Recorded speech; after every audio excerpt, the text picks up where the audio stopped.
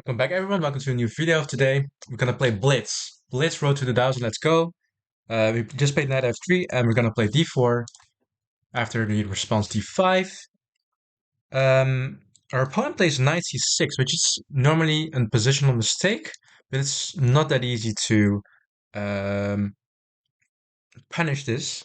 Let's play c4 to play this queen's gambit style, and then I'm hoping that he plays bishop e4, and in that case, we'll play queen d3, reminiscent of the good old style of chess, where there are loads of ideas here.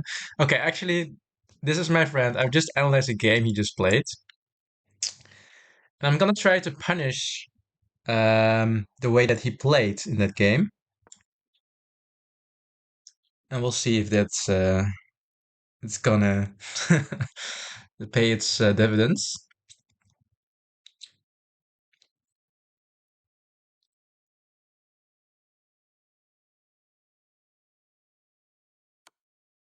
So our opponent is rated um, around 800, but don't be deceived by his low rating. He can play a very decent game of chess. And we'll just try to, as quickly as possible, um, develop our bishop to d3 and castle. Perhaps we play a3, b4, or just b4 immediately to play b5, and then we can play e5. So I'm trying to punish our dear friend. This is, by the way, a mistake because he cannot take. By playing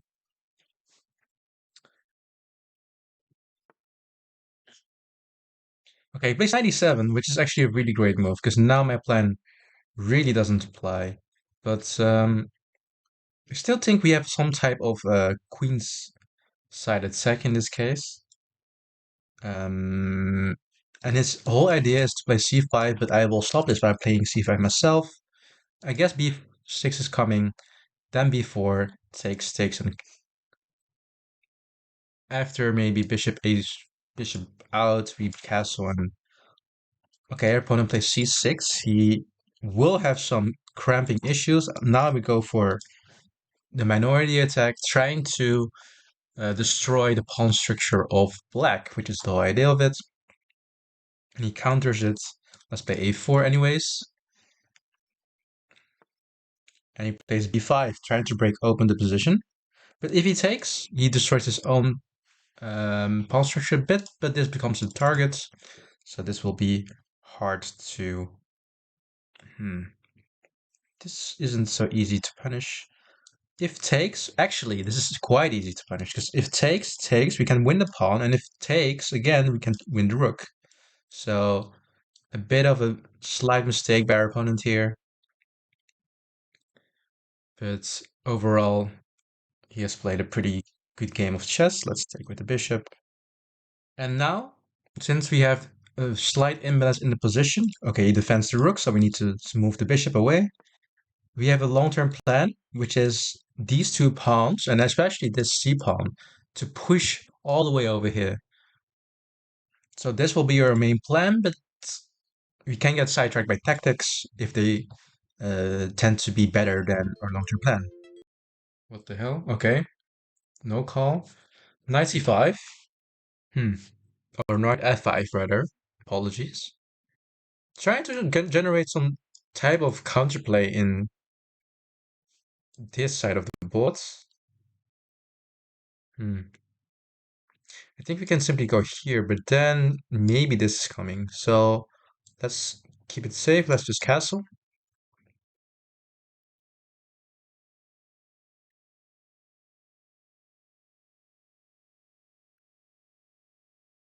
And this knight essentially is not that well played. Okay, you can play knight c5, but that doesn't seem to bother us as much. And our opponent blunders another pawn. But this is essentially a very good pawn. One, it brings the rook in the game if our opponent takes, which he has done. And two, our advancement of these two pawns have become rather easy. There's also the possibility of knight e5, by the way, in this position, which I quite missed.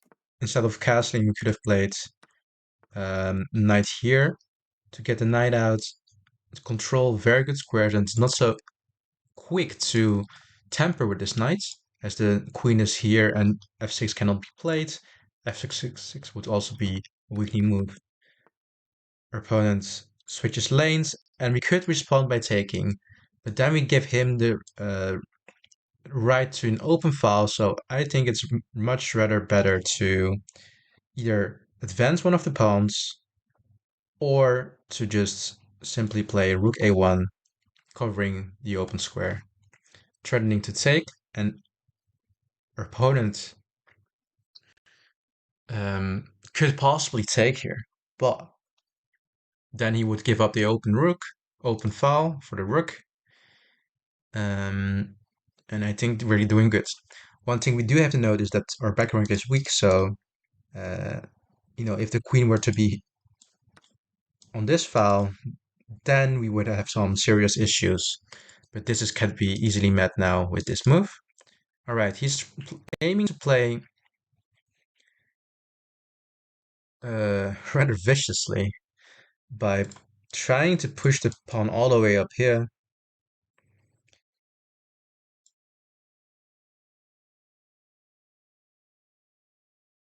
And this is looking quite scary, to be honest. So let's just put our knights on e5. Because at the moment, knight h5, because we left the space, doesn't look that threatening. And my idea was to put the knight here on d7, but because it's my dear friend, I will not do this, and he will be very annoyed when he sees I did not do this on purpose. You know what? We're gonna do the thing, and I think our opponent will resign now. So our knight has become great and immediately found its target. Takes a pawn. And I guess we could take a queen. And I guess we will take the queen. I gotta be vicious in these situations. He takes back, continues to play in spite of everything. And since he's trolling, I guess we're gonna be trolling too. He walks all the way off. And yeah, it's looking to be a quite interesting game. We're gonna execute our long-term plan. There's no need for. All right, things are becoming quite hefty now. Um,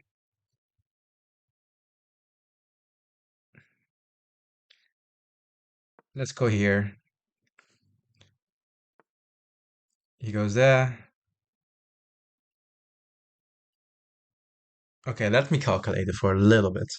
Because if takes, here you could take. Okay, you know what? We're gonna play it like this. And hopefully it's winning.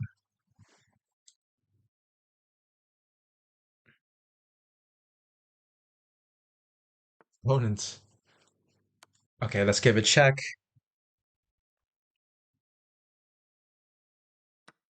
He takes it. And I guess we could give him this take here. If takes, we can queen. He gives us a check and we can escape. We're gonna execute this plan. And our opponent runs out of time, but I still think this is quite winning. After this takes here. Check, yes, but in the end, there are no checks anyways, and at some point we'll be able to win more material and win the game as the queen, this endgame is winning, I think. If you play something like, say, like king takes on e3, you have this nice little check. Let's say he takes another pawn, but we emerge up. A full queen for 3 pawns. So that's a nice game.